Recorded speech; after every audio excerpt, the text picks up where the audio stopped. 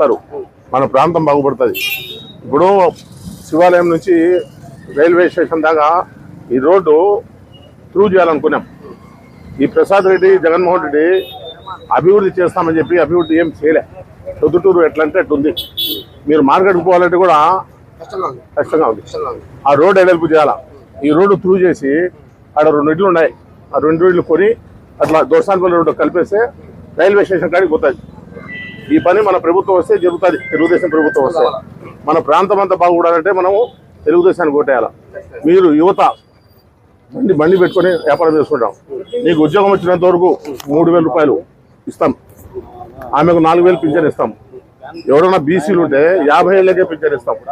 3 gas సిలిండర్లు free, RTC ఛార్జీలు మహిళలకు ఫ్రీ. ఇవన్నీ ఉన్నాయి కాబట్టి మన ప్రాంతం బాగుపడాలంటే ఈ దేవంగపేట కానీ ఈ వినాయక నగర్ రోడ్డు కానీ తెలుగుదేశం పార్టీకి ఓటేయాలి.